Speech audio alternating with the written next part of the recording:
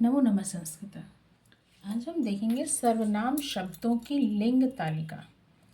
सर्वनाम शब्दों की लिंग तालिका मतलब सर्वनाम शब्द जो हैं उनका पुल्लिंग, स्त्रीलिंग और नपुंसक लिंग में किस प्रकार से रूप रहता है, उनका प्रयोग किस प्रकार से होता है पुल्लिंग में, स्त्रीलिंग और नपुंसक लिंग, और उसका अर्थ क्या होता है देखते हैं। ये पुल्लिंग में सर्व हो जा रहता है, स्त्रीलिंग में सर्वा, नपुंसक लिंग में सर्वम, और इसका अर्थ होता है सब। अब भवत पुल्लिंग में होता है, स्त्रीलिंग में भवती, फिर नपुंसक लिंग में भी भवत की तरह रूप चलता है। इसका अर्थ होता है आप। सह, सा, तत्।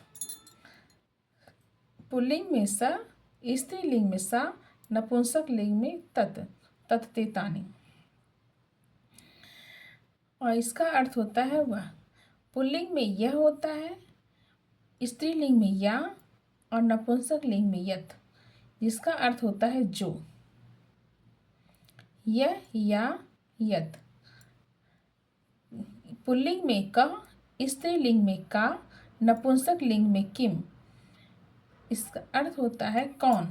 कह, का, किम तीनों लिंगों में इस तरह रहता है।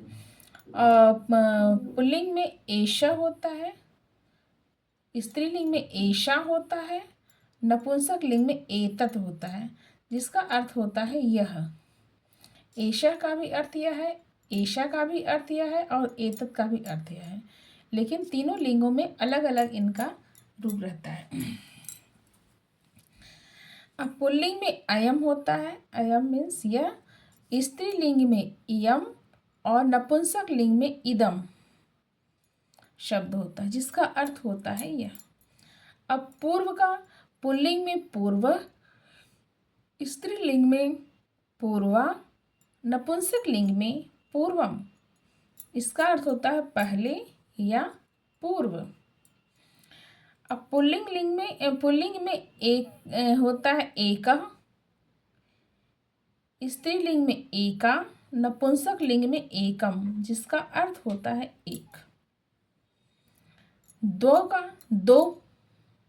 को पुल्लिंग में दो का प्रयोग करते हैं, स्त्रीलिंग में द्वे और नपुंसक लिंग में भी द्वे के हिसाब की तरह रूप चलता है, इसका द्वे रहता है, जिसका अर्थ होता है दो। इस प्रकार से हमारे सर्वनाम शब्दों की लिंग तालिका होती है। तीनों लिंगों में इसका अलग अलग ढंग से रूप चलता है। धन्यवाद।